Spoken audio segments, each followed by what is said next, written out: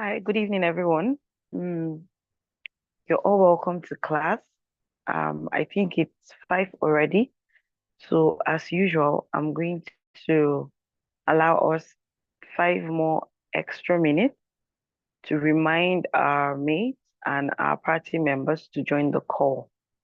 We're just 50 on this call, right? So we can do that by dropping messages on our WhatsApp groups and reach out to others so they can join the call and we get started. We're going to get started at exactly 5:05. Thank you.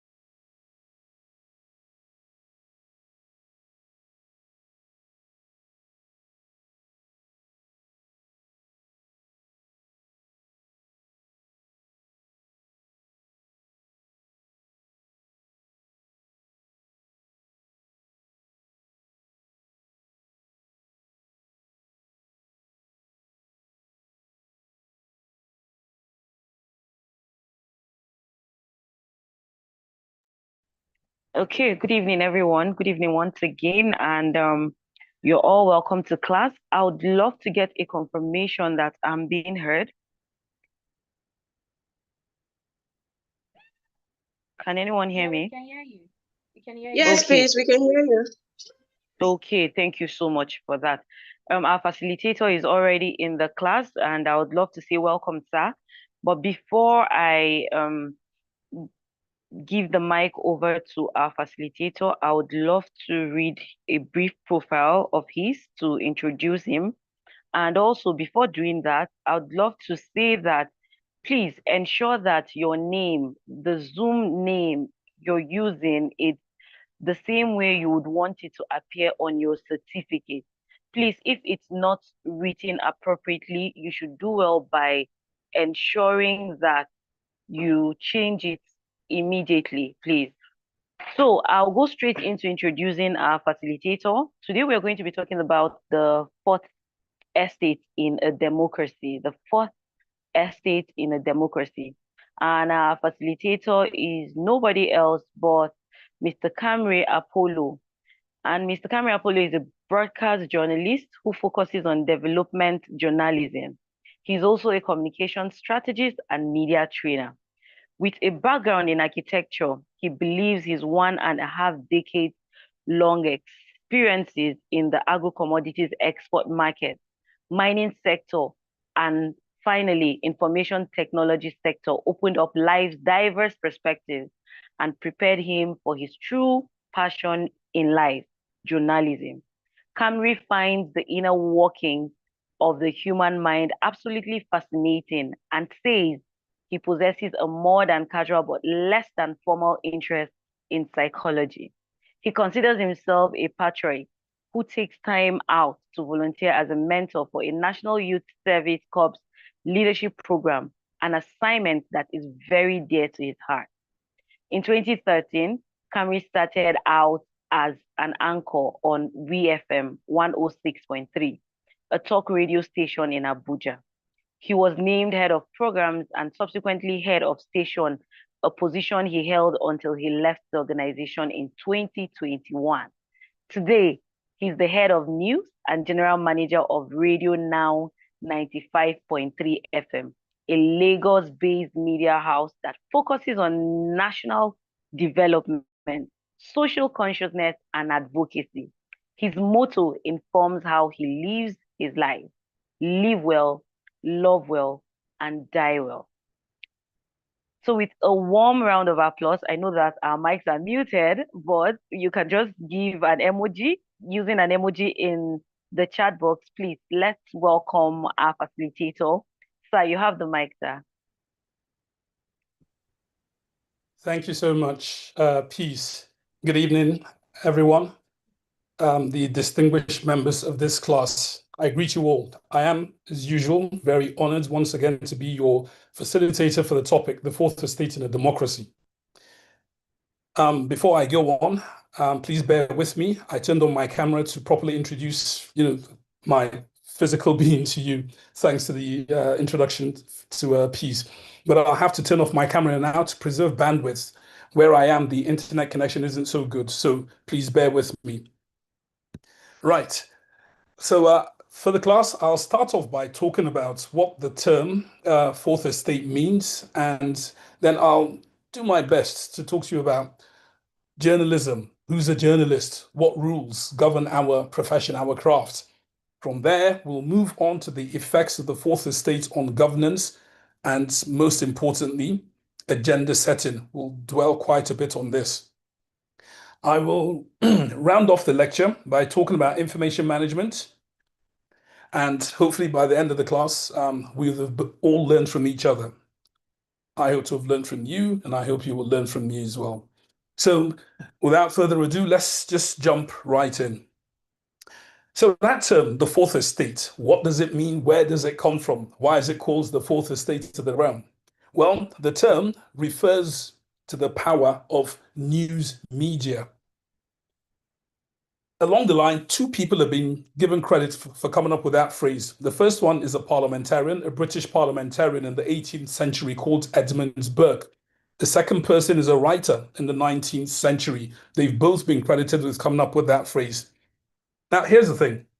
You all know by now that in most democracies, power, that's constituted power, is divided among three arms of government. That's the judiciary, the executive, and the legislature. Three arms of governments, or, if you will, three estates of what you can call our modern day realm or kingdom. We call it a country. Now, these three arms all have specific functions which they carry out in the best interest of the people. That's the whole idea. So one arm is not more important than the others. This is a reality I'm confronted with in the course of my daily work, trying to make people understand. A lot of things happen, and we look to the president. Something happens in your village, you look straight to one arm of government and then the head of that arm of government. So in a democracy, one arm is not more important than the others. The principle of separation of powers and the ability of the three arms to basically apply themselves in service of the people is absolutely crucial to every nation's development. Now, this being the case, the question comes up again. How did the British, how did they come up with that term? How did they come up with a fourth arm of government or an estate? Because we've talked about three arms of government that we are familiar with, the judiciary, the executive, and the legislature. So where did the British come up with a fourth arm of government, or estate as they call it? Now, I hold the opinion that out of the two people that have been credited with coming up with the phrase, the fourth estate of the realm, the version that concerns Edmund Burke, the parliamentarian, I think that one speaks more to me. In the 19th century, a British historian and writer, Thomas Carlyle, he credited Burke, again the parliamentarian, with the statement saying that the reporters' gallery, which overlooks and observes parliamentary proceedings, it says, Mr. Burke said that reporters' gallery that oversees parliamentary proceedings was much more powerful than the three estates in the land. At that time, the three estates in the lands were namely the king, because Britain, then was a monarchy. The second one was the clergy, and the third realm were the commoners, or commune, people who came from the communities. The word commoners is not a derogatory term. It's a term I grapple with in my daily work. That's broadcasting. I think many times we refer to ourselves as, common Nigerian, common this, that, the other. And I think in a democracy, we must make the people realize their importance. And that begins with naming us who we are. We can be everyday Nigerians, not common Nigerians in that way. We can be everyday Nigerians, but we are very, very important as far as the democracy goes. So again, the three estates at the time, the phrase was coined, was the king, the clergy, and the commoners. So that's people in the House of Commons who were drawn from the communities where they elect one of their own to go and represent the rest. So I'll quickly move on. Now, back to Mr. Burke. His observation that the reporters' gallery that oversees parliamentary proceedings being more powerful than the three estates in the land, that observation of his was hinged on the sheer influence that reporters have over the people. By virtue of what? By virtue of their duty to inform the people of what was debated on the floor of the House. The people only know what they are told by the press because they're not physically present when matters of state are deliberated. These debates, these discussions in Parliament are overseen by journalists who then write their reports and publish their report for the people to read. So that conduit is what made Mr. Burke say that there is where the power lies, because the people will only know what the reporters tell them. Now, since then, the fourth estate has grown in its role of probing and questioning the activities of the other arms of government. And by doing so, it makes government accountable to the people. Straightforward, that's what it is. Now, our laws here in Nigeria, Nigerian laws through our 1999 constitution as amended, gives life to our press and media in Chapter 2, Section 22, which says, the press, radio, television, and other agencies of the mass media shall at all times be free to uphold the fundamental objectives contained in this chapter and upholds the responsibility and accountability of the government to the people. Again, Chapter 2, Section 22 of our 1999 Constitution is amended. If you don't have a copy, I sincerely urge you to whip one out. On my devices, I've got my holy book and I've got the Constitution and I've got the National Broadcasting Codes because these are documents that directly affect my personal life and my professional life. So I have them handy at all times. So if you don't have a copy, download it. Please ensure you do so. Okay. Now, news media. I'm using my words very carefully. As an information manager, the words we use are very, very important. If you use a word that is ambiguous, it could be open to misinterpretation. So I'm picking my words, I'm using my words very, very carefully. News media has been called the guardian of democracy and the defender of public trust. Again, it's important we make a distinction between news media and social media. In very basic terms, news media is called the fourth estate because it reports stories and news generated by journalists. When I say journalists, I'm talking about people who work in news agencies, newspapers, magazines, news channels, freelancers, and so on and so forth. People who generate these stories. While social media comprises news that's generated by anyone who can basically create and share content, which is pretty much everyone with an Android phone or what is it, an iPhone nowadays. So the question then follows, who then is a journalist?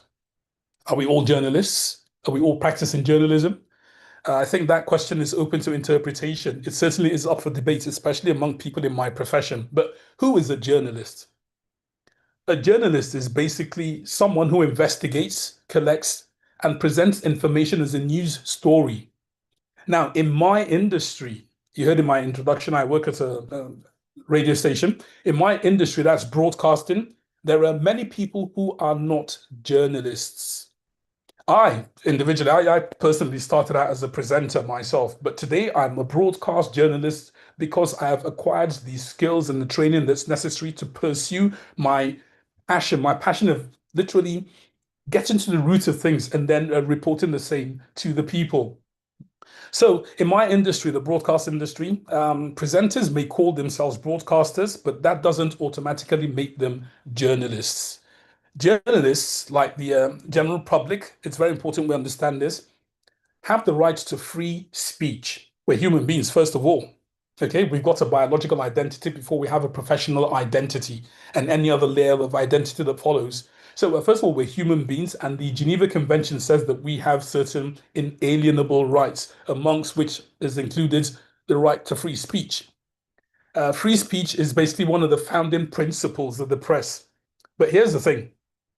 With that right of free speech also comes the huge responsibility, which is closely regulated. Organizations like the National Press Council, the National Broadcasting Commission, and so on and so forth, these organizations regulate Nigeria's press.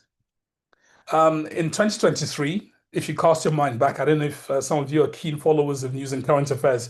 If you cast your minds back to April in 2023, the Nigerian Press Organization, which is made up of the NPAN, that's the Newspaper Proprietors Association in Nigeria, the Nigerian Guild of Editors, and the Nigerian Union of Journalists. In April 2023, they formed a 9-man board and established what is known today as the National Media Complaints Commission. They came up with that commission in order to regulate our industry. Now, the commission waded into the matter. If you can recall this, very recently, the commission, that's the National Media Complaints Commission, it waded into the matter between one of our better known national dailies and the federal government.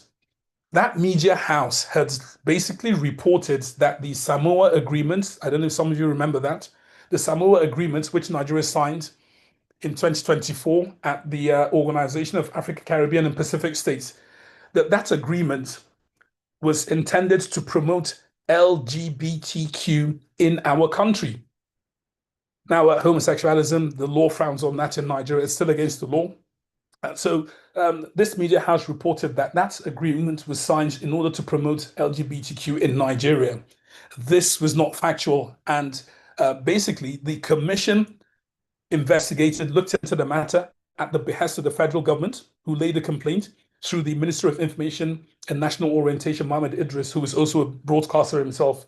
The federal government, through the Minister of Information, made a complaint to the commission saying, look, what this media house is writing. This is not factual. So the commission investigated the matter and ended up directing the media house to publish an apology for what they called the inaccurate and inciting report. Because once again, LGBTQ homosexuality in our country, the law frowns against it. There's still a debate over freedom of expression and how people choose to live their lives and so on and so forth. But it's still a rather touchy issue, and not just Nigeria, some other African countries as well.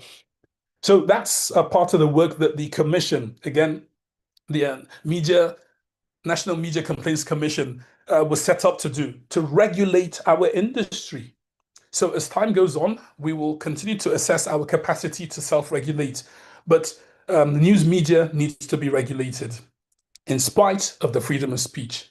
Social media, on the other hand, is not regulated by the same laws that regulate journalism. Social media has its own regulator, that is civil law. If you say something that I feel is injurious to myself, I could approach the courts and seek redress. So civil law tends to be the regulator of whatever goes on social media. On the 8th of February in 2024, that's over a year ago, the President's Chief of Staff, Femi Gbajabiamila, he said that social media, let me quote him, he said, social media has become a societal menace and must be regulated, end quote. That's the Chief of Staff, Femi Gbajabiamila. And he was speaking at the book launch of the former Lagos State Governor, Babatunde Raji Fashola. The book is titled, ironically, Nigerian Public Discourse, the Interplay of Empirical Evidence and Hyperbole. We'll come back to Mr. Gbajabiamila's position on this matter as we go along the lecture. Now, hyperbole, for the uninformed, I believe it features quite often on interactive programs, especially in my industry on radio. A popular example for me is that phrase when people call in to air their thoughts about government's efforts or lack thereof. One of the most popular phrases you hear is, the government is not doing anything. Another phrase is, Nigerians are dying. Now, this last one, Nigerians are dying, usually comes up when people try to describe the state of the economy. So if you ask them about the state of the economy, they tell you Nigerians are dying. The economy is killing us. It's killing us. We're dying. We're losing our lives. Now, here's the thing. Facts are facts, and they are very important. But our perception of the facts, again, it's very important we understand that sometimes perception does not align with fact or reality, but it is a very, very important measurement tool when you are in a democracy. So our perception of the facts sometimes, tend to differ from what actually is going on, because it's simply people expressing how they feel about a certain thing. Whether it's the truth or not becomes secondary. What is of primary importance is how they feel. Some people have argued that a government should be very mindful to pay attention to the perception of its people so that they can address some of the concerns that people have, the fears, because after all, the government is there for the people to better our lot, yes? So facts, are facts, but perception, especially in matters of governance, are very, very important. The truth is, whenever we go about with hyperbole, for example, describing the state of the economy, oh, Nigerians are dying because, lack of money and so on and so forth, outside of the medical fields, in my understanding of things, where I am very, very aware that some people lose their lives. Lives are lost because people can't afford basic healthcare sometimes. Other than that, regarding how much the proverbial bag of rice is, I still don't know why we use that as a measure of our welfare, because I don't know how many people are in your household. I don't buy a bag of rice every month, so that's not a very important tool of measurement for me. If you're diabetic, I'm sure you'll agree as well. But back to the point, there's a psychological cost when we exaggerate, and that's what hyperbole is. We don't identify the problem. If we don't identify the problem properly, then our chances of overcoming that challenge, that particular problem, become greatly reduced, because most often than not, we will be sidetracked with distractive narratives. So this is the thing.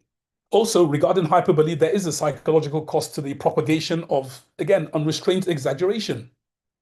That we'll leave for conversation for another day. But let's come back to journalism in the fourth estate.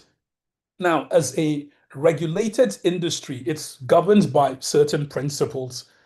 You could ask any journalist, they will whip out whatever they consider to be the most important principles that govern their craft. But for me, I believe the 5 principles I will now list pretty much covers everything. The rest, I believe, should be down to your head and your heart. That's common sense and a sense of empathy and compassion. So the 5 core principles that govern the fourth estate, I have relied on information that I have taken from the Ethical Journalism Network, because I think, once again, that it pretty much covers everything. Okay. The first one is truth and accuracy. Journalists can't always guarantee truth, but getting the facts right is the cardinal principle of journalism. Journalists, we must always strive for accuracy. We must give all the relevant facts that we have and ensure that those facts have been checked and cross-checked by us. And when we cannot corroborate information, we should say so. Okay, it's very important, truth and accuracy. While we can't guarantee one, we can do our best to do and focus on the other. Report things as accurately as possible, report the facts as they are. The second principle for me is independence. We must be independent voices, and we really should not act, that's formally or informally, on behalf of special interests, be they political, corporate, cultural, whatever it is. We can't act on the behalf of these interests. When we do have a conflict of interest, we should declare to our editors or the audience any of our political affiliations, financial arrangements, or personal information. Take, for example, if I'm putting out a bit of work on the airwaves that focuses on, let's say, one of the lesser known ministries of the federal government, if I'm putting that out at the behest of the federal government, there are many reasons why I may or may not take on such a job. If I feel it serves to educate people, it serves to shed more light on this area, I would be very happy to do so, because once again, as a development journalist, this is what drives me. Education, knowledge. I believe the more people know, the better their choices are. And that's just how life goes. So if I'm to put out such a work at the behest of the organization, because sometimes the government chooses not to, or in some instances is unable to tell its story properly. And in cases where it's able to tell its story, there's the issue of distrust between people and the government. So in such a situation, the messenger becomes more important than the message. So sometimes it's better to have an independent body, have a very, very unbiased, impartial look at what is going on, and then bring the information to the people. So if I'm doing that at the behest of an organization and the program is sponsored by the organization, I'm ethically compelled and bound to say this program is sponsored by this, that, the other. You, the consumer of this product, it's going to be up to you to determine whether I am playing or dancing to the tune of the government, or am I really teaching people something that is considered to be very important. So that's going to be up to you. I have no control over that, and I would rather focus on why I do what I do and the accuracy of what I put out. If there are any, again, constraints to our work, we are expected to disclose them. In mid-July 2023, there was a situation where the former governor of the Central Bank of Nigeria was invited by the authorities, and his associates were also taken in for questioning. One of his associates is a very good friend of mine. We were in university together. That person also knew our managing director. In fact, she was the first one. My managing director was the first one to say, look, during our morning editorials, we sit down, we talk about the direction of programming for the day, how we intend to tackle it, and so on and so forth. That's what we do during our editorials. So when this story came up, she said she's going to recuse herself because she knows this person in question. And in order for us to do very good, impartial work, which we are known to do, she would recuse herself. I said the same thing as well to the gathering. Again, simply because I know this person. So it's not about me affecting the work that will be done, but it's the perception. Somebody could listen to whatever we put out regarding that story and put 2 and 2 together and say, Camry knows this person. So whatever is coming out of this station is clearly going to be biased in favor of that person. So because of that perception, it's better I remove myself from the equation so that the work can speak for itself in our media house. So that's what independence is all about. It's a very, very important thing. Another principle is fairness and impartiality. Most stories have at least two sides. Let's stop kidding ourselves, okay? Now, while there isn't any obligation to present every side in every piece, stories must be balanced and they must be written in proper context. So this is a very, very important principle.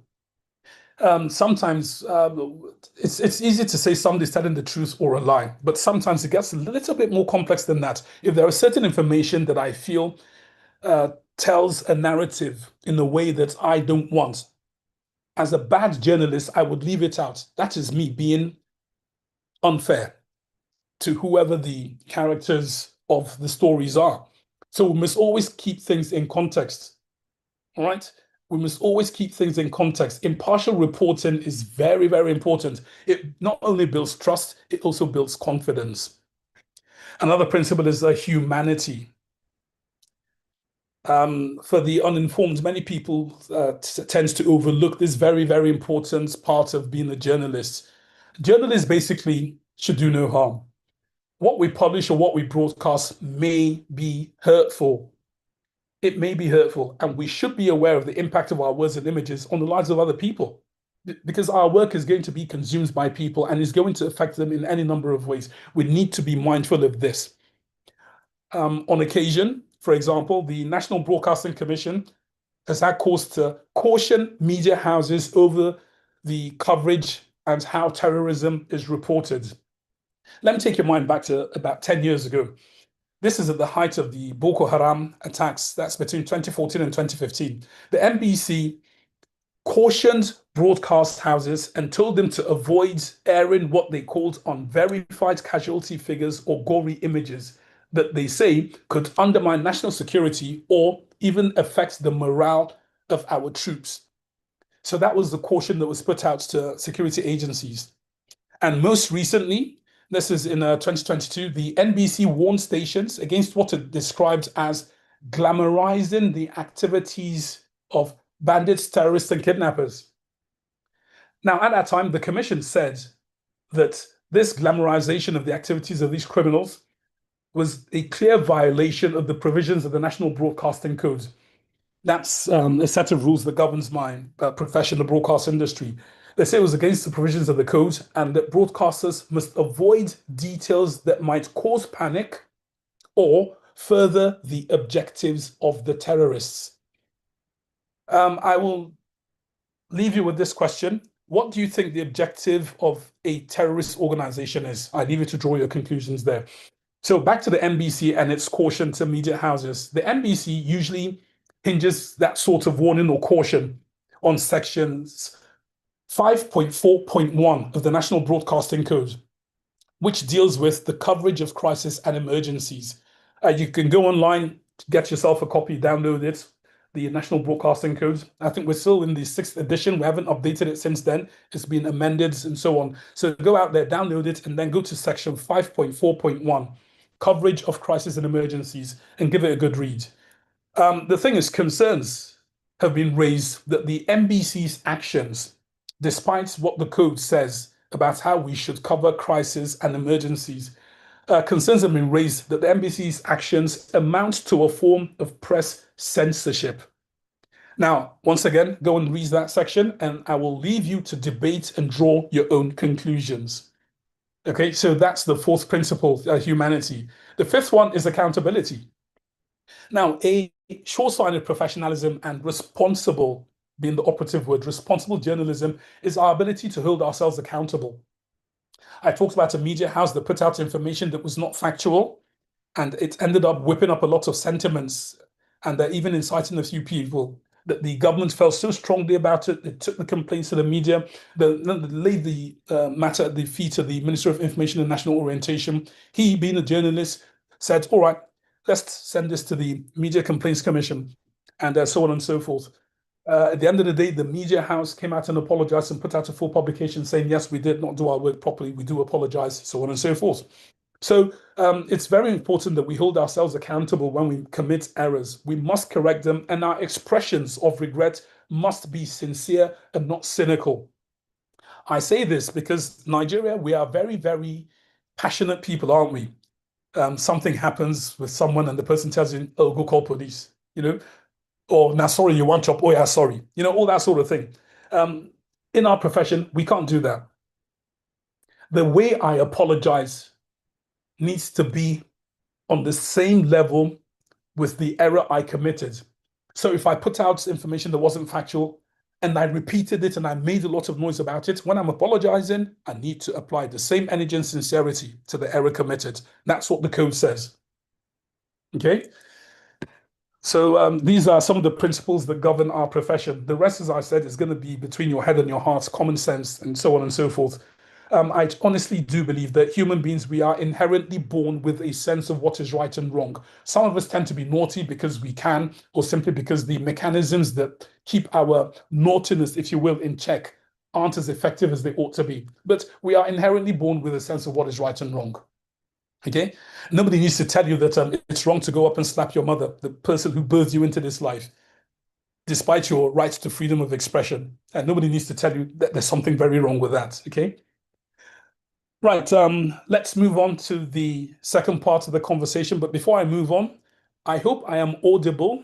If I'm not coming across clearly, please let me know now.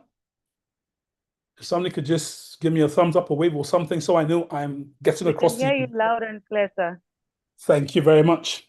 Yes, sir. Right, so we move now to the second part, which is the effects of the Fourth Estate on governance. Most of you belong to political parties, so it's very important we sit up. This is going to be an interactive segment, and I look forward to hearing from you and learning from you as well. So back to the effects of the Fourth Estate on governance. Our country, our beautifully multi-ethical, diverse country, is a very good example of how influential the Fourth Estate is in the lives of the people. Now, in different parts of the country, if you notice, there are people that sell newspapers, they walk around in traffic. Sometimes there are newspaper stands and magazines where you can walk up and buy your magazine, your newspaper. We've got these all over the country.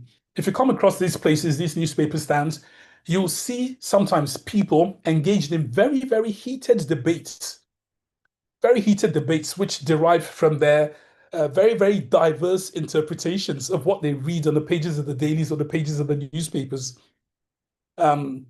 This, for some of these people, this is the only source of information on governance for them. It goes without saying that the responsibility on the shoulders of journalism, and this is not just in Nigeria, by the way, the responsibility on the shoulders of journalism is absolutely huge.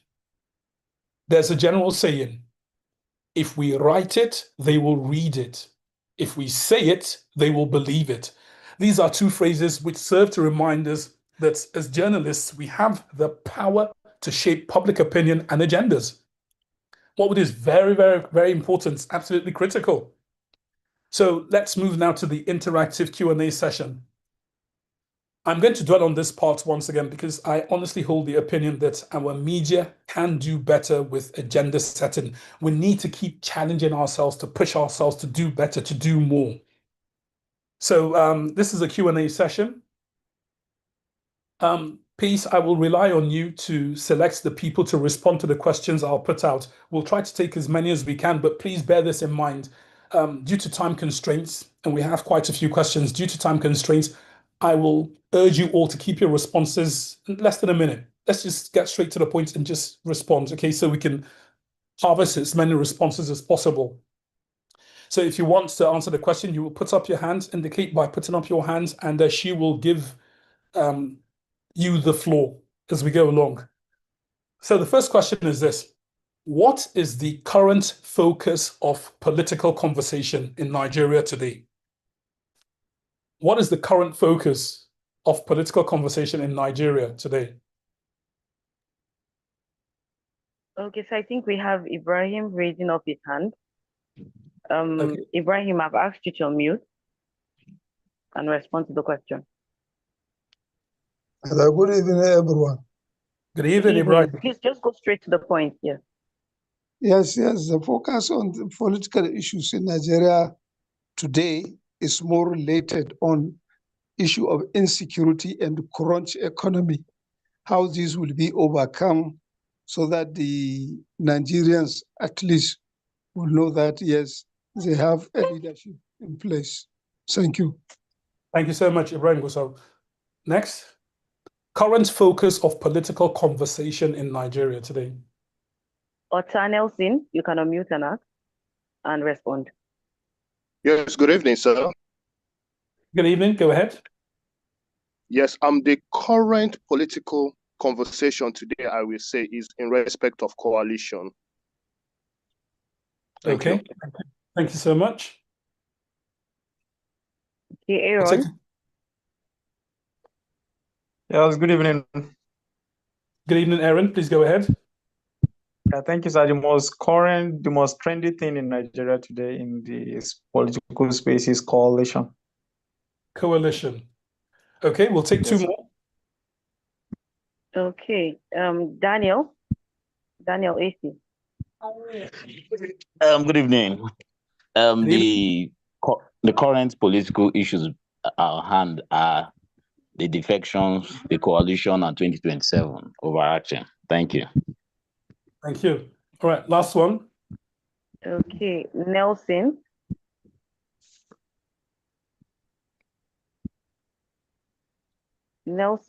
Okay, Nelson has dropped his hand. So Ismail, I've asked you to unmute. If you're not there, I think we'll take Munir. Munir Abdullahi.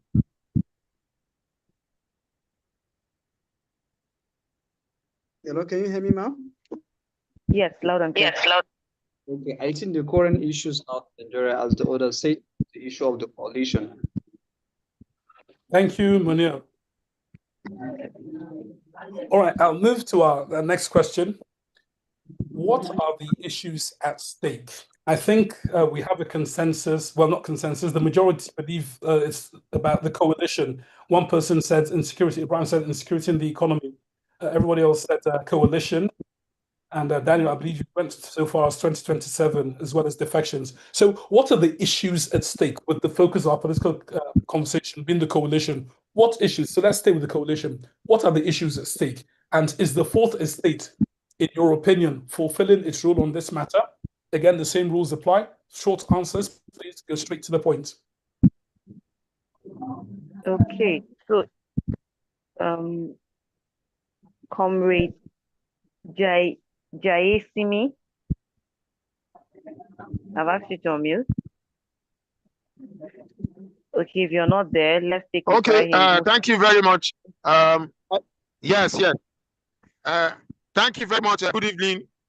My question, it's not a question per se, but I want to talk on coalition because, like they said, that's hold on, comrades, hold on.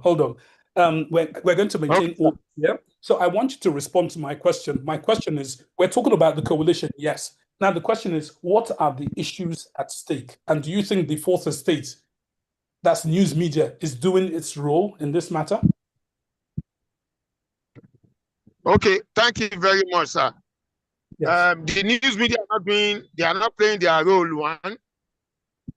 And again, everybody is shouting coalition. They are not doing their role. But my question is, a group of political parties coming together to march to face the opposition, probably to unseat the present government. Now, we have, let me say, I will use my own party, for example, Labour Party, and I will use Peter Obi as an example. We have seen all of them. Yes, we have seen all of them, you know, in one meeting or the other for ADC, for coalition. Everybody is saying a lot of things. We have seen them identify themselves with the coalition. But as we talk now, majority of them have not resigned from their previous political party. And we have seen news that they have supported the coalition. Some of them have moved. This one will be the candidacy of the party and all of that. But all of them are still in their PDP. They are still in their Labour Party, they are still in their ACN and all other parties. All of them Okay, have come comrades. together. Media has shown us. Yes, sir. All right, comrades, I I'm think with your you, point sir. has been made. Thank you. Thank you. I think you made your points, so we don't repeat it. So let's move to the next person. Thank you so much, Comrade Daisini. Next person. Okay. 1 minute, please. Aladetuye. Aladetuye.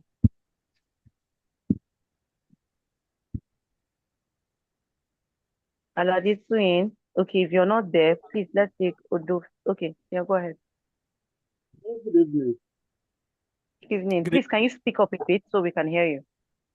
Good evening. The only thing is, in my own view, the only thing I see in this coalition is we are just all defeating ourselves.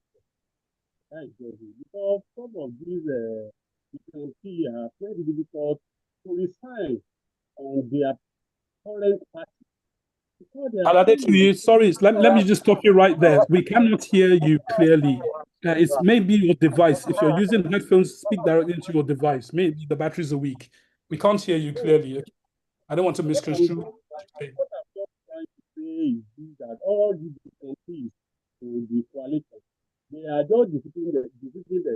They are not defeating Okay, Aladetuye, with apologies, we'll have to end your submission there because it's really not audible. A piece will have to mute him and let's try somebody else Yes, while he on his device. Okay. Okay. Odofin, you can unmute. Okay, yeah, good evening, man. Good Hello. evening. Okay, my submission is based on the coalition. For me, what we talk about the media. Presently, I don't think the media are doing more on the coalition. What I only notice is based on name callings that is actually happening from people's personal perception, in the sense that they are actually having their own mindset of calling names, calling individuals, who is this, who is doing this one, and who is not doing this one. But for the media, I actually noticed. So no, you asked if the media are doing anything on this. That is why I said for now, the media are still silent. They are only bringing out questions. They're only bringing out information that is happening. They are not taking side of whoever they need to take side on for now. That is what I noticed. And also, for instance, if you notice, Wike keeps calling, we notice Reno keeps calling people's name, and why the other people from the coalition as well keeps calling individuals' name on maybe their personal things they've done before, what they've not done before. So, and also when you talk about the coalition, for me, what I just notice is the political calculation is still open and everybody is still looking at, they are having their personal thinking that this is what will happen. Will this one happen? Who will be the vice? Who will be the president? Who will be the one, the flag bearer and the rest? So I think for now, yes. Okay, thank you so much, Odofin. Yes, sir. All right, we'll take one more on this before we move on to the next. So what are the issues at stake, and is the fourth estate fulfilling its role? Okay, Abiodun, Adibesin. Abiodun? Good evening. Evening. Good evening. Good evening. Yeah. Yes, go ahead. There is, in the forming of coalition, there is struggle among political elites driven by personal interest rather than national unity. Why the media are just polarized and not objective in their reporting. Thank you, sir. Thank you so much. Interesting submissions all. So the next part, again, we prefer people who haven't answered the question before. The next question is, what do you think our focus, since right now the current political focus is on the coalition, what do you think our focus should be? What should our focus be on? If it's the coalition, tell us what part of the coalition you want us to focus on. If it is something else, tell us what it is and how you'd like us to focus on it. Okay, Solomon. Yeah, thank you. That's a very good question. I think the media have tried in trying to make Nigerians to understand the upcoming political parties. But beyond the formation of political party, over the years, I have discovered that even the so-called APC, people made of that party are only interested in getting power. but they have not really shown Nigeria the need for them to go into power. So the coming up of the next political party, I want the media to engage with them. The economy policy that we center on the average Nigerian citizens. Look at the current situation of the Nigerian economy and how it has affected the poor Nigerians. So the media must go beyond promoting individual political party. Please, the media should engage with them how their policies and economic policy will ameliorate poverty rates in Nigeria and bring social economic development to Nigeria. That is what I want the media to do, so that the Nigerians and the poor voters can be able to have this full knowledge about those they are voting. Okay. Okay. I think we'll take for and what they intend to do when they get into power. Thank you. Thank you. Okay, Solomon, please go ahead. Nnamdi Okechukwu. Nnamdi Okechukwu. Yeah, go ahead.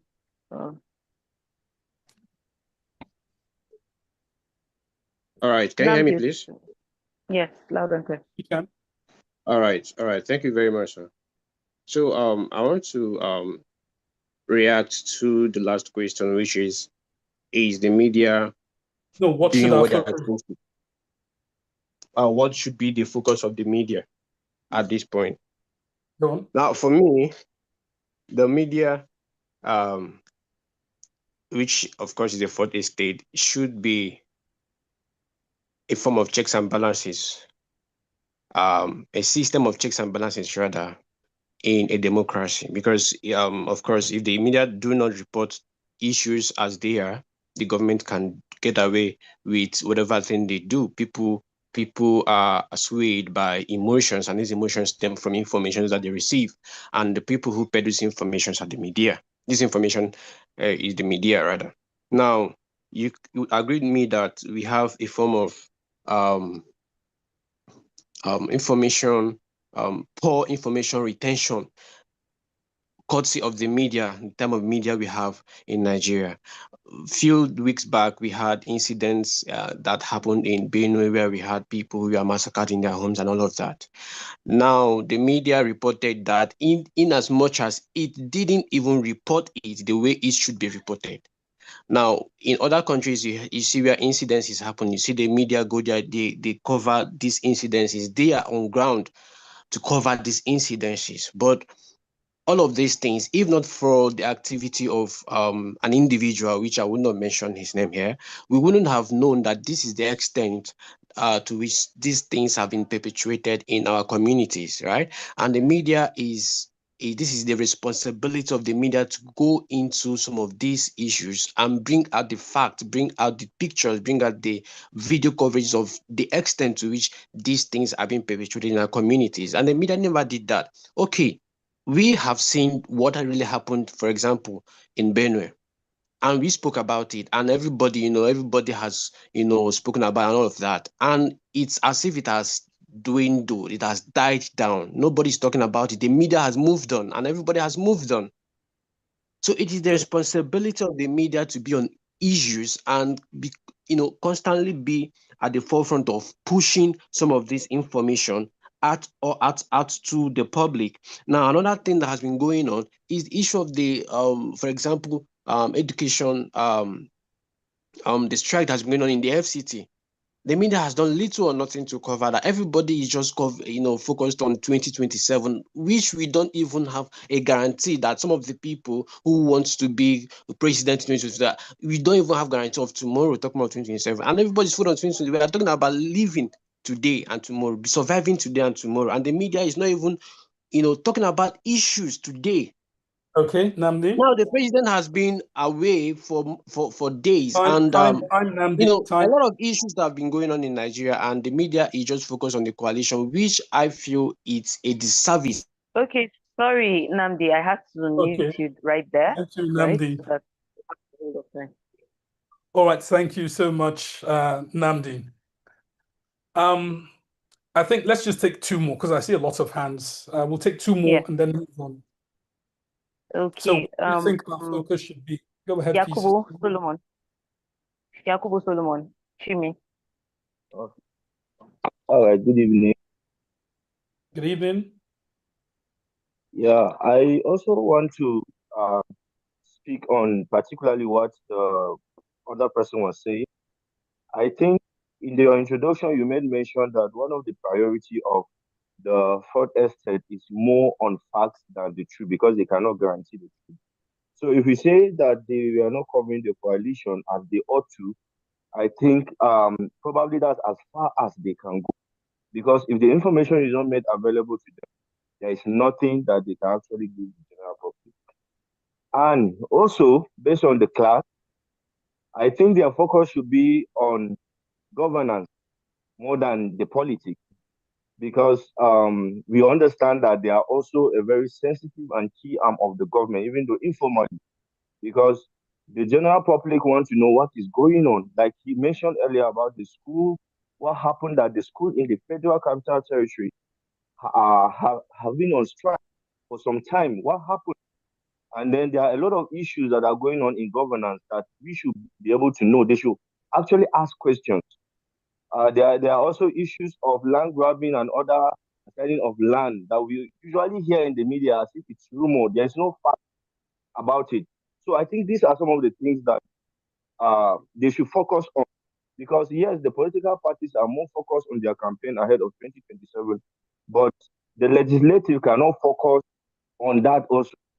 The judiciary cannot focus on that also. What their focus is as a fourth arm of government in code should be on governance and how the people, what affects the people directly or indirectly. Thank you. Yakubu Solomon, thank you so much. Okay, so lastly, we're going to take Mafeng Madiba Musa.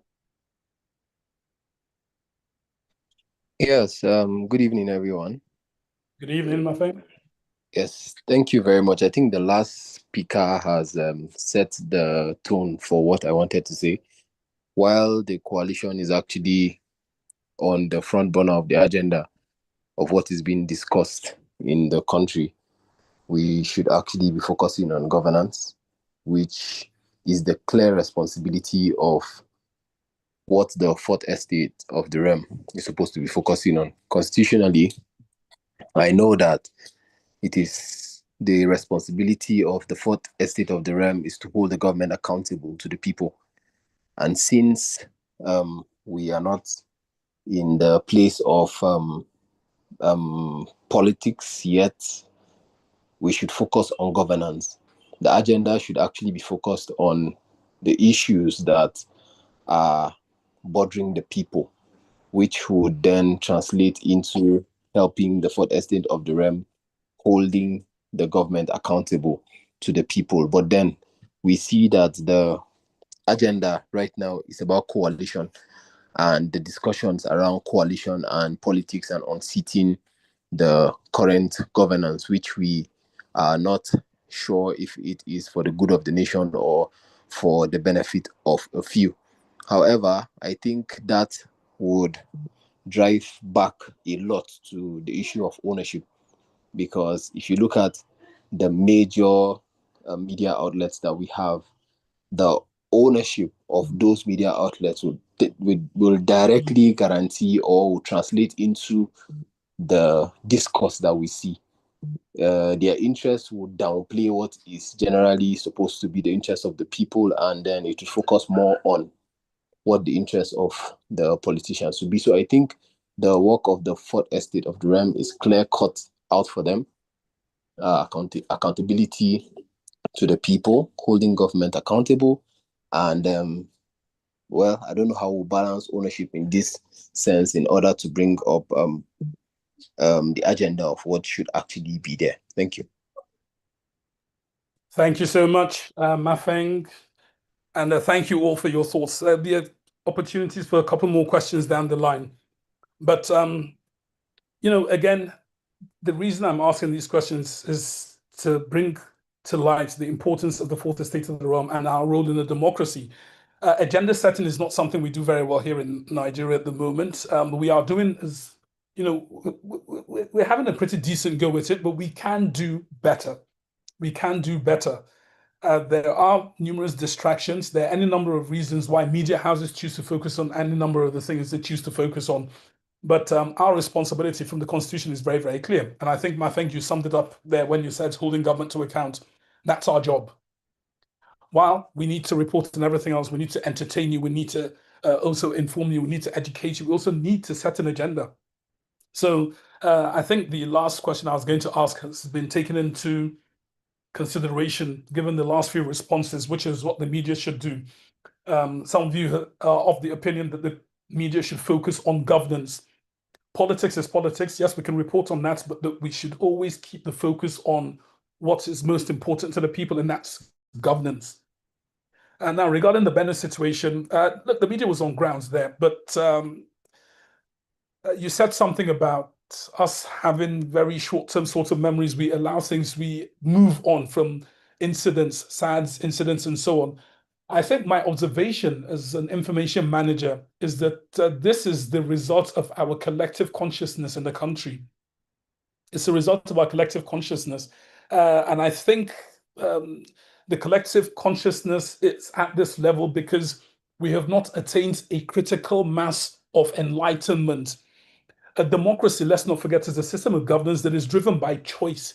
But if the person that is doing the choosing has very little knowledge, then the gift of choice is more or less wasted in their hands, or at worst, could be used against them without their knowledge. So information management is absolutely crucial. You've got countries like China that have got literacy rates across board easily over 90%. You're talking about a country of 1.4 billion people. We're just over 200 million. What's our excuse? We are hovering around the 60% mark. So knowledge is key. Once again, I will say this, a better informed people tend to make better decisions and better choices because we understand consequence and so on and so forth. Everything we do has a price. Everything we don't do also has a price. So the key is to be armed with as much knowledge about things that concern our lives as possible. And this is where the media needs to really step up. Now, going back to the coalition, because yes, you are right, that has dominated public discourse now. But once again, as some of you have said, the media needs to keep focus on governance while we report on the politics that's currently going on. I think they're sort of intertwined, and this is the reason I say so. Our politics is wandering into very, very dangerous territory because one of you, I think, brought this up. I think we're starting to see more politicians openly supporting candidates outside their own political parties. They're basically working against their parties in some instances, openly. This is where the danger is. Now, I say openly because some people will argue that this happens in politics, but it does in a sort of clandestine way. Now we are in danger of normalizing trends like this. We're in danger of saying that basically the end should justify the means. Now, while every person of legal age is free to associate with whom they will, we must ask ourselves the question, is integrity no longer a useful currency in Nigeria? This is what I find myself asking. Is integrity no longer a useful currency in this country? Here's another question. Can we truly say we can build a nation without a foundation of honesty, pragmatism, and meritocracy? For those of you that follow current affairs a lot, you might recognize the three values that I've listed there: honesty, pragmatism, meritocracy. And here's the reason why. Now, when he was asked what the secret to Singapore's success was, Mr. Kishore Mahbubani, he's a Singaporean academic diplomat. He's a smart man. I think he's the one who even set up the Lee Kuan Yew's School of Governance. Now, he said that Singapore was built on foundational values like pragmatism, honesty, and meritocracy, which he says guided his country's transformation into the prosperity and orderly society it is today. So when we look at these countries that are making progress, we need to ask ourselves the question, what's the common ingredient to, their successes? What are they doing that we are missing out on? Now, I find it increasingly difficult to find order in the pot of chaos that we seem intent on cooking, especially in our political space. So you might have the freedom of association and so on and so forth, but I like to use the game of football as my analogy when I talk about political parties and so on and so forth. And it's a good thing because many of you are in political parties. Now, let's use football. Basically, here in Nigeria, we are in danger of normalizing the facts, it's not a fact. We're in danger of normalizing a situation whereby a football player doesn't agree with the strategy their coach is employing for a match. And the player starts to work against his own team actively on the football pitch by aiding the opponent. This is actively on the field of play. We are in danger of normalizing this, all under the guise of freedom of association, freedom of this, I've got my rights, go call police, go to the courts and so on. We're in danger of normalizing this sort of thing. And if you look at it again, using the footballer analogy, the player doesn't agree with the coach's strategy. So when he goes to the field of play, he works against his own team and helps the opponent team. And if the coach attempts to substitute him, then the player will start to shout that they're being discriminated against and their rights are being violated. This is what we are in danger of doing to our political space. And if we can't get the internal politics right at the party level, what hope is there to get governance at the national level correct? What hope is there to get, put an end to teachers' strikes, unpaid teachers, and so on and so forth, primary healthcare centers being functional? What hope is there of getting these things right? Because it's people that are going to set these things right. But if the people have a warped sense of priorities and questionable morality and so on and so forth, what hope is there? This is why I brought the Singaporean story to bear. What hope is there? There must be a foundational look at our problems. What is causing some of these things? We spend so much time in the media talking about symptoms that I do agree with you, we're not delving down to root causes. It is very strange, once again, to have a football player go on the pitch of play and help the opposing team. It's very strange. It's a very, very strange scenario. And once again, this is what we are in risk of doing to our political space under the guise of, it's my right, I can do what I will, I can go here and I can move and I associate with this, that, and the other. What about honesty, meritocracy, pragmatism? What about those values? Because you need them if you're going to build a country. So I'm going to come now to this other part of the conversation. I'm going to ask the question, what's the difference between a merger and a coalition of political parties? Once again, quick responses. The difference, please, between mergers and coalitions, because right now, even some journalists don't know the difference. And this is why there are questions when they find themselves interviewing some of the characters in the political conversation. When they're interviewing them, they don't frame their questions properly because they don't even know what the difference is between a merger and a coalition of political parties. So what is the main difference, please, between a merger of a political party and a coalition of political parties? What are the differences between the two, or are they the same? We'll take like 3 more questions, please. Peace. Okay, sir.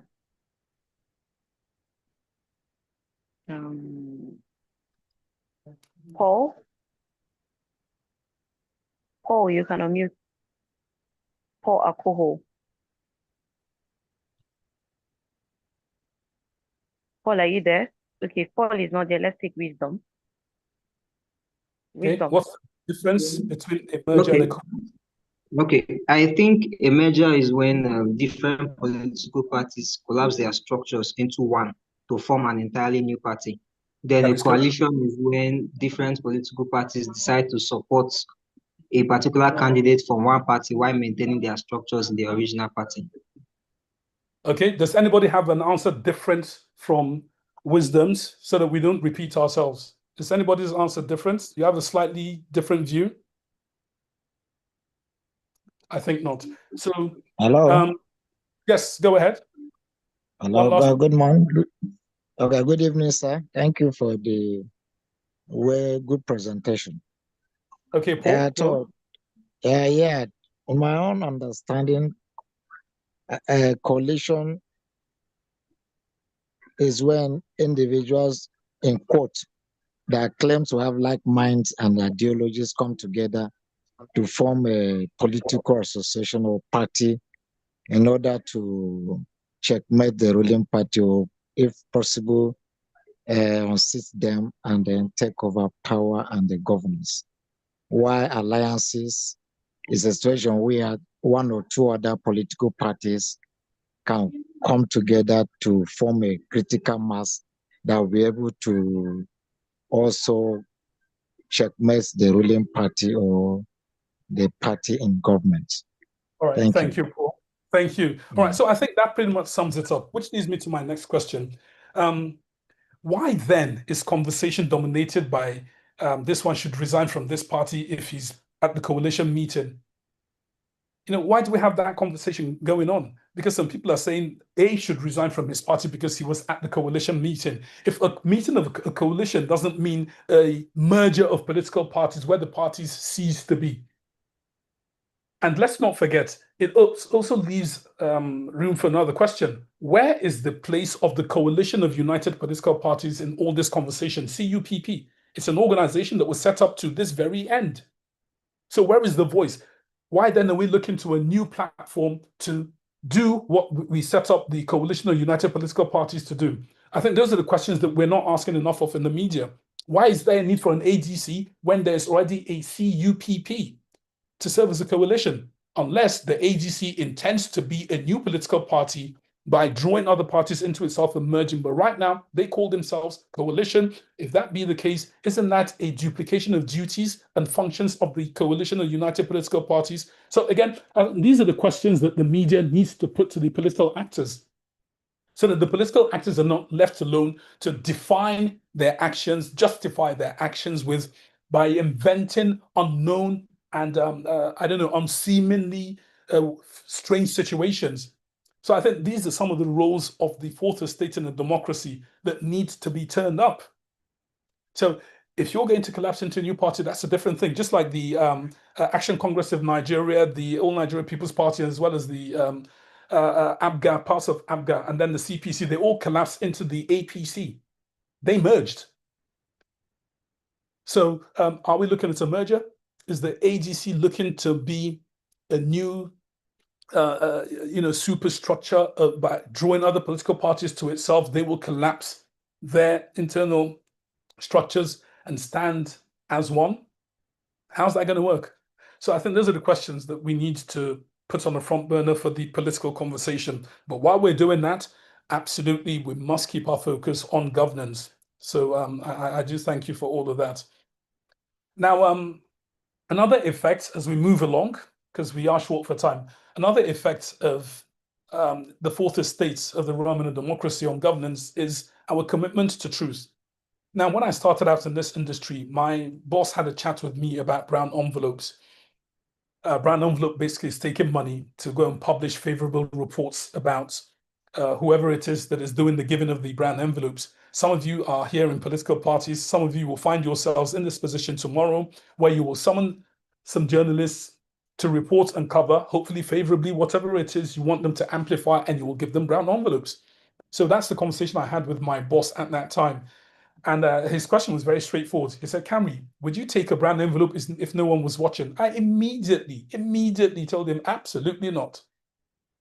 But he's my boss. And he said, yeah, right. I bet if nobody was looking, you would collect. And I said, look, I've lived long enough, and I think I've gotten enough intelligence and sense to understand that collecting brown envelopes in my profession will stop me from getting what I truly want.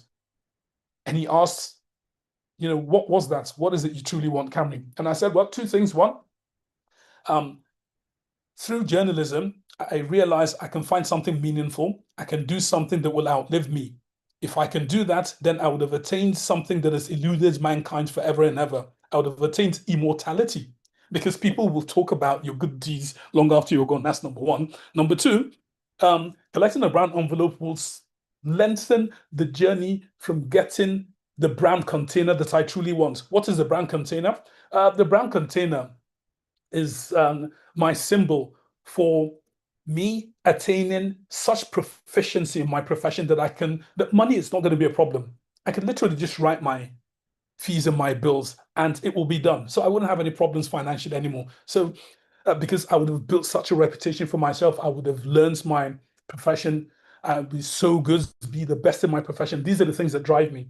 So collecting brown envelopes will not help me on that journey. So I absolutely won't touch it.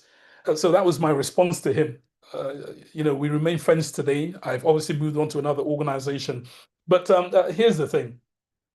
The truth of the matter is, my ethos then, my work ethic then was, and it still is, to feed my passion once again by being the best at what I do without compromising my ethics, without compromising the ethics of my profession.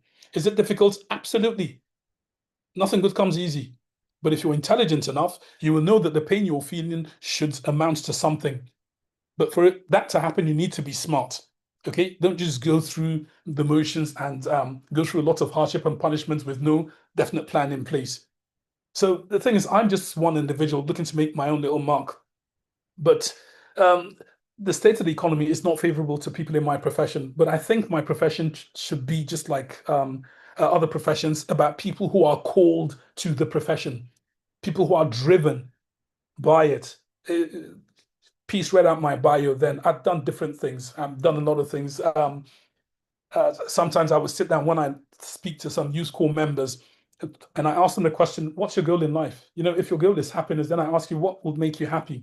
Many times people say, well, if I have enough money, I have this, that, the other. Money, money, money, money, money. Truth of the matter is, if you live long enough, you realize that money is not the way to happiness.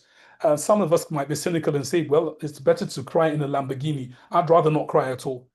So it's about understanding your values and what drives you. Many people are in certain professions, not because of the financial rewards, but because it gives their lives meaning. And this is where they find fulfillment.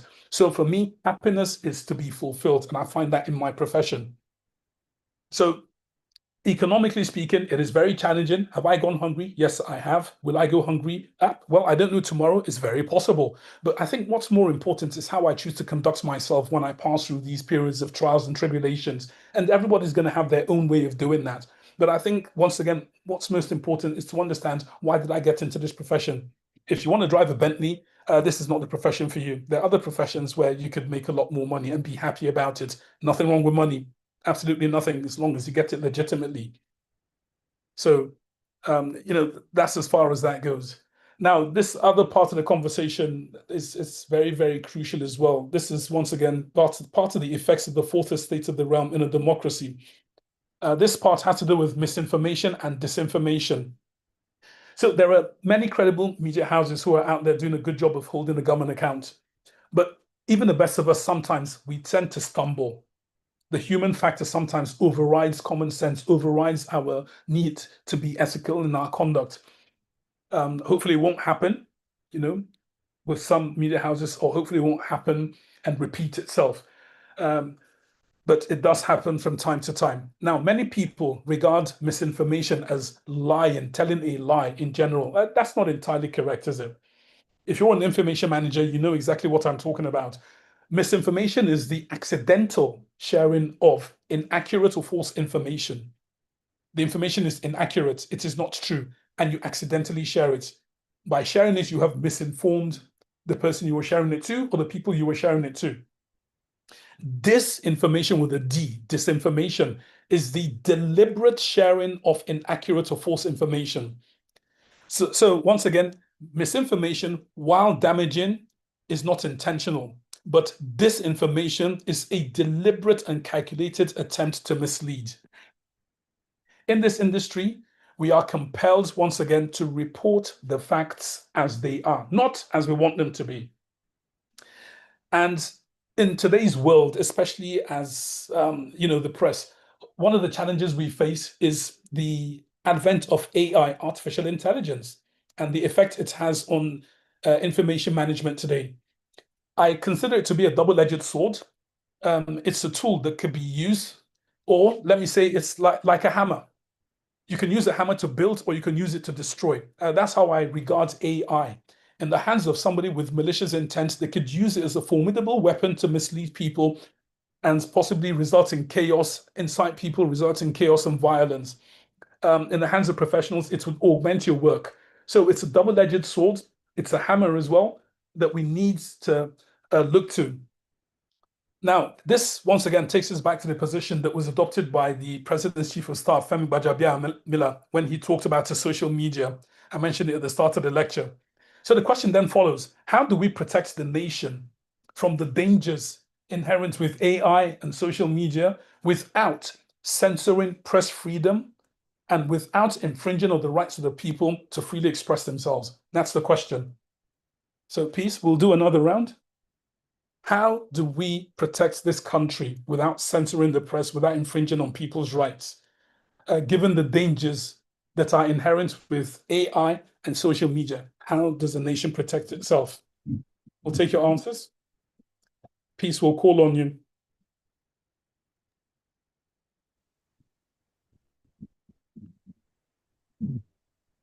Let's start with Aaron.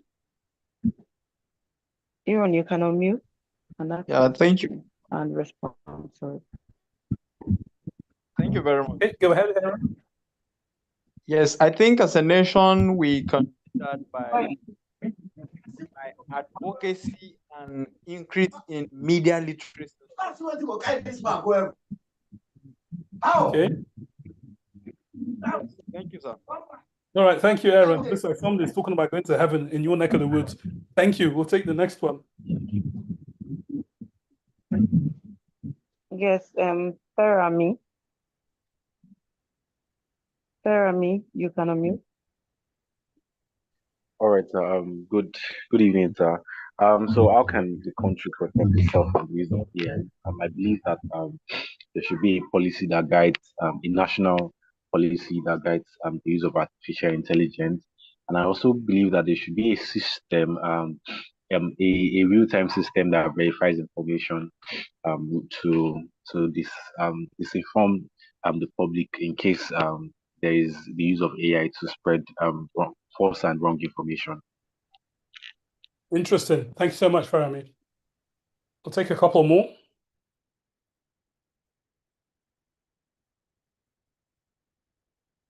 How does the country protect itself from people who use AI and misinformation maliciously on social media? How do we protect ourselves?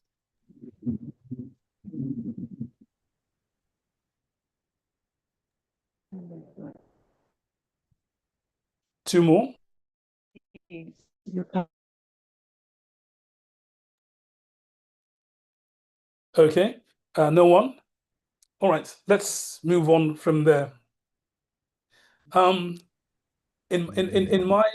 my industry, again, broadcasts, especially my media house, to be very, very specific, we've realized a very long time ago the importance of factual reportage and ethical journalism. There are any number of media organizations out there, news media, as well as social media. There are any number of organizations out there that are doing what they do because of their agenda, their intent, and so on and so forth. But we've realized a very, very long time ago that it's very important we, first of all, understand the ethics that govern our profession and to adhere to them and not compromise them on any grounds whatsoever. And we start by holding ourselves accountable to ourselves before we even, look outwards. Regarding protection, as far as the human character goes, I don't think there's much we can do other than to keep doing what we do ethically, because we do believe at the end of the day, it will win out. If people know you to be non-compromising, to not be a collector of brown envelopes, to be a person who reports the facts, regardless of whose ox is gored, including yours, once that reputation is out there, it's a good start. Will we be able to do away with this problem? I don't know, because it's a character problem, isn't it? The technology in and of itself is not wrong. It's the character that applies that technology, and we are a potpourri of diversity. Human beings, you're always, even within some families, you'll find different shades of characters. So I think any attempt to try to censor will be negative at the end of the day. It might give us some short-term wins, but in the long run, I think it will be counterproductive to the collective development of our species, of our citizens in the country. We need to be able to make our mistakes, learn from them, and make the conscious choice to do better. And I think that's something that needs to happen organically. It's not something that can happen by making a pronouncement. You can't just get everybody in a hall and say, this is good and this is bad. And people will leave that gathering and apply the knowledge you have tried to impart in them. I don't think it's going to happen. I think it's going to be organic. I think it's a generational problem, if we can look to shift the needle to the positive bit by bit, generation by generation, one day, somewhere down the line, they'll be able to turn around and say, you know what, once upon a time, this is where we were, today, this is where we are. I think that's the story of humanity. So information management, very delicate thing, but the media has a huge role to play. And we can start playing that role once again by understanding the ethics that govern our profession and not compromising on them. Some of you on this call right now will go on and try to compromise journalists in future. Some of you might end up owning media houses tomorrow. You might end up using it to your agenda for your ends and means and so on and so forth. But at the end of the day, I think if we are to survive as a people collectively, there needs to be a consensus around ethical journalism. And that's going to have to happen organically. Because look, even criminals have the right to break the law, as long as they understand that the law has the right to call them to book and punish them accordingly. That's how it works. Now, I like to tell, regarding information management, a popular story. It's not a popular story because it's my story. A story about a popular media house, which, once again, joined some other media houses for a press briefing that was given by some of our security agencies. This is after violence had claimed some lives in one state. So the armed forces were there, paramilitary agencies were there, they were all there. And this media house reported that all security agencies had given statements except the police force, which, according to the media house, could not be reached for comments. That's how they couched it. Now, the media house enjoys a significant followership, home and abroad.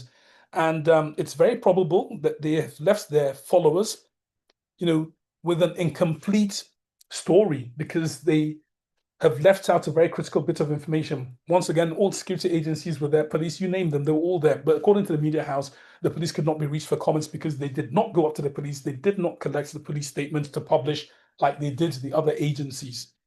So this sort of thing basically widens the chasm of trust between people and the police force, because their followers will be left with the impression that everybody else had something to say. Where was the Nigeria police? Now, I expected the media house to use their huge influence, and they have considerable influence, to not only demand professional conduct from those people that we train and we arm and we entrust with the constitutional powers of law enforcement, but to also do what it can to bridge that divide between the people and, especially our security agencies, the police, which is closest to us. The truth of the matter is, insecurity in Nigeria continues to thrive for any number of reasons, which also includes the poor relationship between the people and law enforcement. Now, I'm not saying a better relationship between people and law enforcement will see the end of crime. No, but it will do quite a lot in reducing the occurrence of crime. It could act as a deterrent. So when we paint the entire police force with one paintbrush, we err. So I wasn't happy with that report. So I did a quick bit of digging. Why would they do that? Because these other media houses were there. I asked a couple of people, asked a couple of their staff, why did you guys, write this when, they were clearly there, the police were there? Why didn't you take their, reports? Why didn't you take their statements? So as it turns out, about a week to the day of that press briefing, one of their editors and senior correspondents was arrested and detained by the police force. Now, it's a recurring factor with them because they are very good at what they do. They go around digging and asking questions, to which, of course, sometimes bad people, let me just couch it like that, bad people in governance do not like that. So most often than not, you find the media house on the receiving end, of being dealt with by some security agencies. They're known for their good qualities in digging and so on. So their excluding of the statement of the Nigeria police force from that general report, I now understood to be their way of responding to those arrests. Literally, they wanted to give an impression. So the question is, did they lie? No, they did not lie, but they did not tell the whole story. And by not telling the whole story, there are consequences. Again, everything you do has a cost. Everything you don't do also has a cost. I think it's our responsibility to identify the cost of action or inaction. And then I hope to God you can meet the bill that life will present you, because life will present you with the bill of your action and inactions. I only hope you can foot that bill, because if you can't foot the bill, then there's going to be a problem between you and life. So that's how it works. So Once again, it's pretty challenging. It's pretty challenging. But as we go on back to AI once again, as we go on with AI, I think every journalist and even non-journalists, everyone needs to learn these new skills, learn how to use these new tools, because therein will lie your protection. A deeper understanding of it will offer you protection. A couple of decades ago, people would say, a picture say 1,000 words. Now, with AI, it's no longer true. You know, how can you tell that what you're looking at is literally the truth? All right, now, finally, information management and the right of the people to know. This is the last part of our conversation.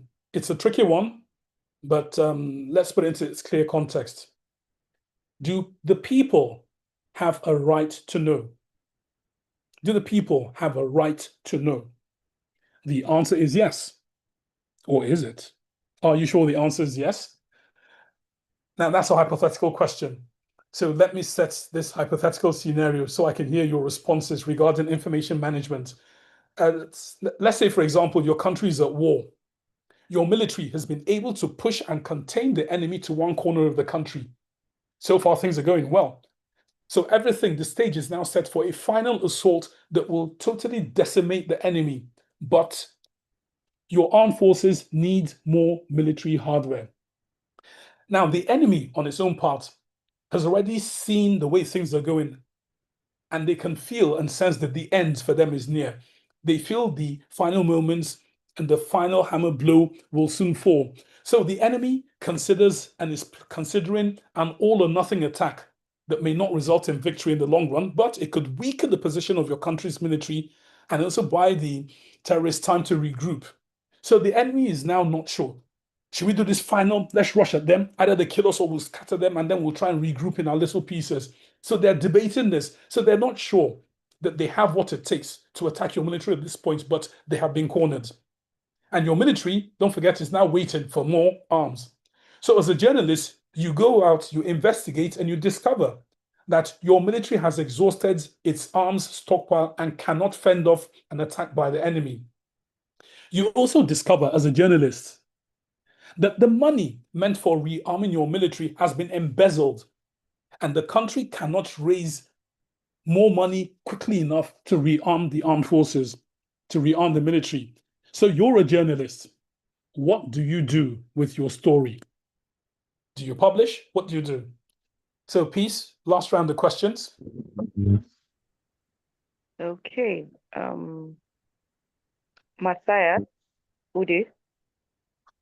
Paul, Matthias, Ude, you can unmute and respond.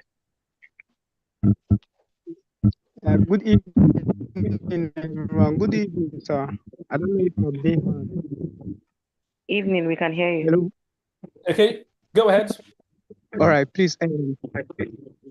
To make an attempt on your hypothetical question, I would like to say the media have no right to know or to say.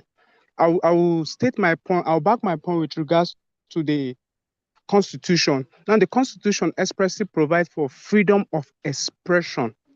But however, there are should I call this restriction as to freedom of expression once it concerns the issue of security, national security. Then the press or the media don't have freedom of expression. So you have a right to say what you want to say, but once it concerns national security, I don't think you should cross that line. I think that's all I have to say. Thank you. Thank you, Matthias. Anyone else?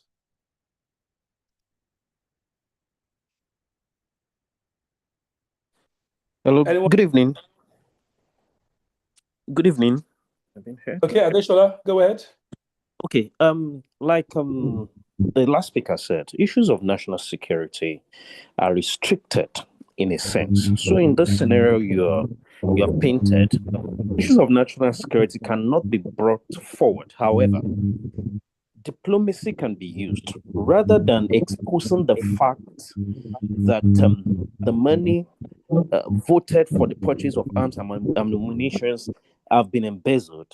It is on the other way around safer to ask questions as to what is delaying the deployment of arms and ammunition so as not to jeopardize national security. But coming to the fore to reveal that, oh, the armory is empty, people can no longer fight, is giving the enemy the green flag to come over and run down the country. So I will stand with being discreet with issues of national security and being diplomatic on such matters.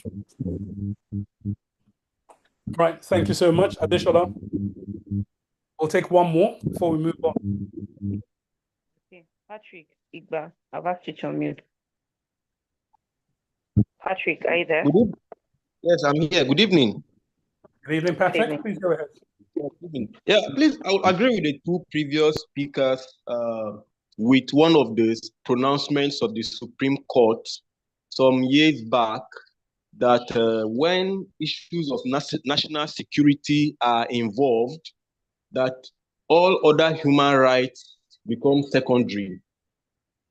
So to that extent, I will agree with the first two, speakers, or Then secondly, I also want to add that when you look at the theories of the press or theories of mass communication also, there's a particular one that talks about social responsibility.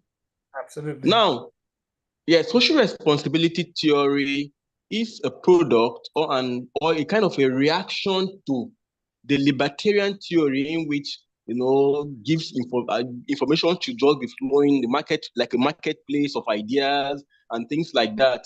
But the social responsibility came up and put some kind of responsibility on the media or on the press or on journalists that they have certain roles to play, certain responsibility they have to carry out in the society.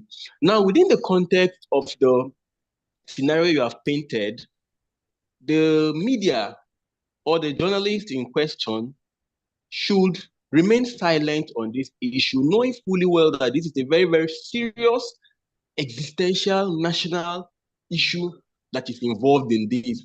The issue of the people getting to know about the embezzlement here, that is corruption, that is an issue of accountability, that's an issue of transparency and probity here. It's very, very important that the people should know where their monies have been gone to. It is right of people to know that there's a misappropriation in the polity and all that. But like I said earlier, the Supreme Court said when it comes to national security, every other right becomes secondary.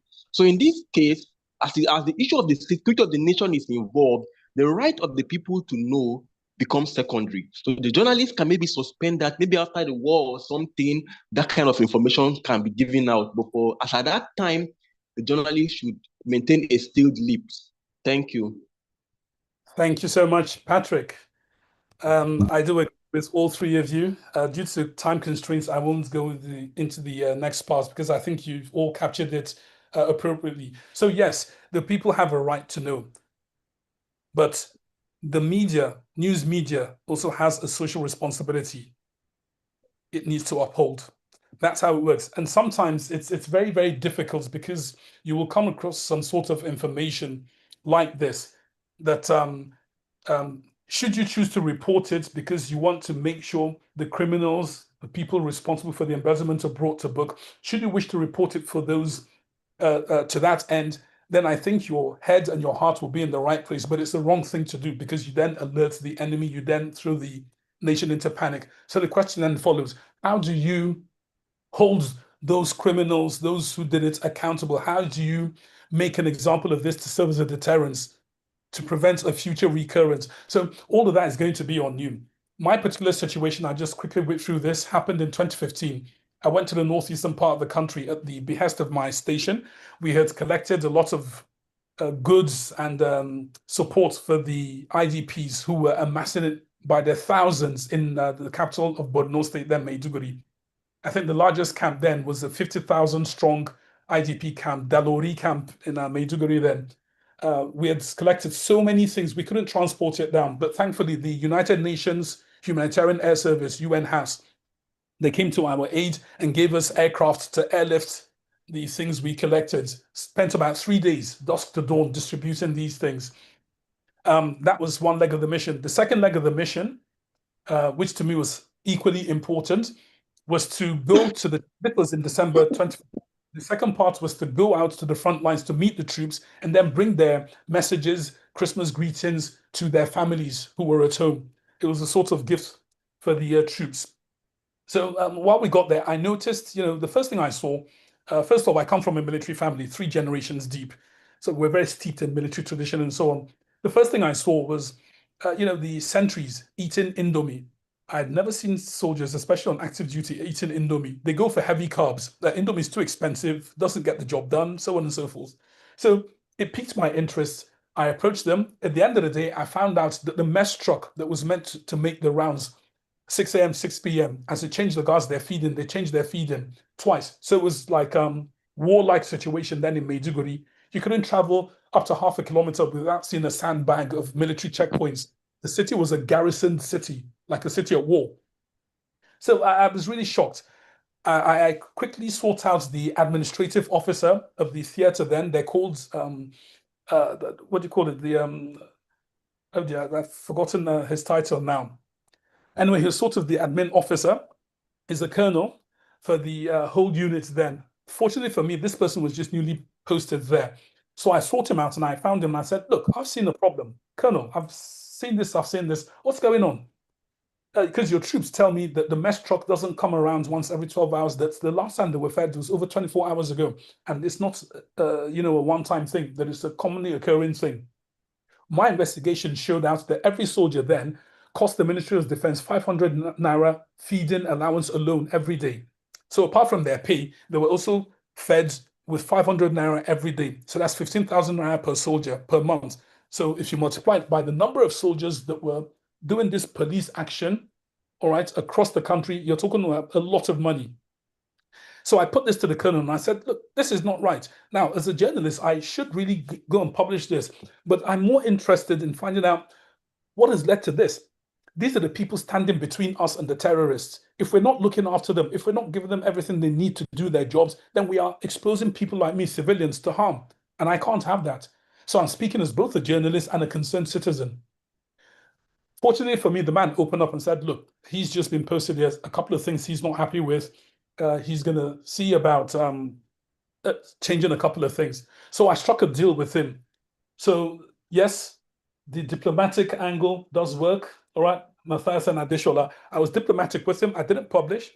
I told him, all right, I've got people here. I'm going to look in on this situation 2 months from now. If there is no improvement, then we're going to have a serious conversation.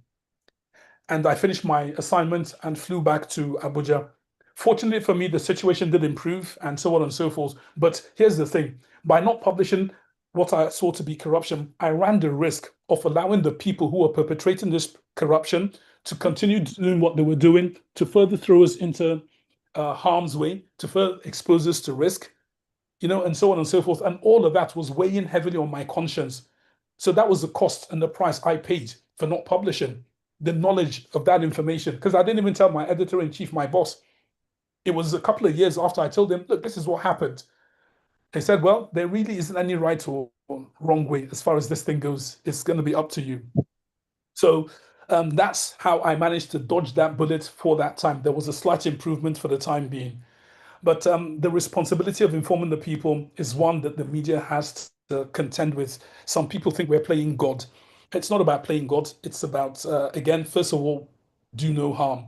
The information I'm putting out there, is it going to help or is it going to harm? Back to the NBC and how it sanctioned some stations about how they reported and glamorized terrorism. I don't know if you saw the reports of the BBC, Africa Eye, that did the report about the terrorism, one of the terrorist kingpins in the northwestern part of the country. Well, my MD came out against them and said, look, you are glamorizing what these people have done. This isn't journalism. This is literally giving them a platform to advertise and celebrate what they're doing. What was the intent? Was the intention to see a cessation of this criminal act? No, it wasn't. So they scored cheap points by literally giving these criminals a platform to stand up and glamorize and show off what they're doing. So she went after them. And it's important to note at this point, she's a former staff. She's worked at the BBC for years before she came back to Nigeria. So I absolutely agree with her. We need to be mindful of what we're doing. So when the NBC put out this warning about glamorizing, one of the reasons, for example, is when you tell people, if let's say a pregnant woman, okay, I'm going to get as harsh as possible. So let me beg your forgiveness in advance if I'm going to cause offense. In times of war, certain crimes are committed. Some of these crimes are so heinous. They're heinous. Some of the people that witnessed these crimes, as I said, I come from a military family. I didn't wear the uniform. I couldn't make that sacrifice, but I've got family who have changed. War changes you. You go and you see things, you're exposed to certain things, and it changes you forever. You are scarred emotionally, psychologically. Sometimes there's no coming back. You just have to deal with it. So sometimes when people are describing this, let's take a hypothetical scenario. Some criminals invade a certain community, they attack and they murder people at will. And amongst the people that were murdered is a pregnant woman. She was pregnant with child and she was killed. Now, there are two ways you can report that story. You can report it the way I've reported it, or you can report it by describing graphically how she was killed. So there's a difference. I have the responsibility of informing the people. I can tell them this is what happened and this is who it happened to. But when I cross the line and start to describe how she was, and this, that, and so on, it's inciting. I'm crossing over into emotional territory. Why would I do that? What do I hope to achieve? By, describing the nuts and bolts of this heinous crime. I'm clearly going to whip up sentiments. I'm clearly going to affect a lot of people's emotions. So information management is a huge responsibility on our shoulders as the journalists. It's very difficult. And as I said at times, like my organization, we offer 24/7 psychosocial support to our staff because you're exposed to so much.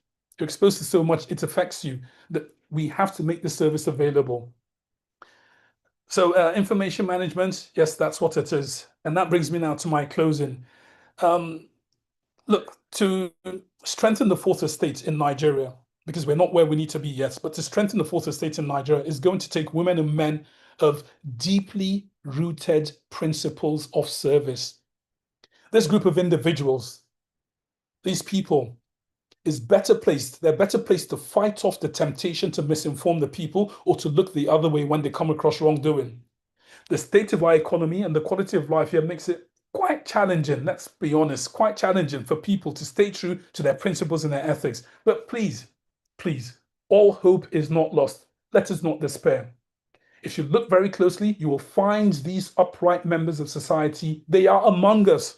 They're among us. We just need to identify them, come out and support them. These people who choose to do the right thing, these people, I call them the true sentinels of our democracy. Thank you so much, Electoral College, for this opportunity once again to facilitate this topic. Thank you, peace. Thank you so much, sir. Thank you. It's always, I think, educative and insightful having you come share from your wealth of knowledge. And thank you for the expository class. And I can see how engaging it has been, even from my end, moderating the class and taking notes myself. And it has always been like that. Thank you for always answering our call when we call you to come and share. And to everyone who has made it to class today, I would say well done. And I would say congratulations because you have taken a step forward in nation building, yes, in character change, yes, of course, and mind shift. So thank you so much for doing this. And from head of politeracy, Lisa, I don't know if there's any announcement from your end.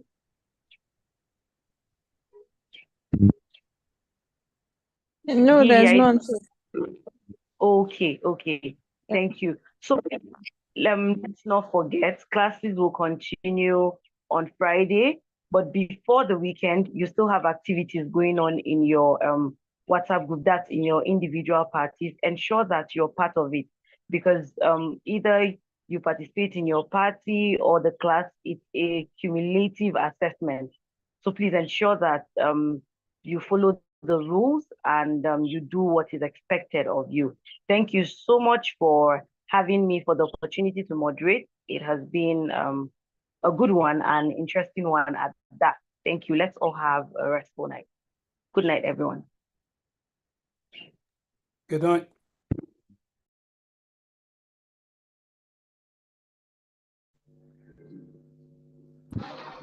Okay, good night. Thank you. Thank you very Bye. much. Thank you. Good Good night. guys. Thank you.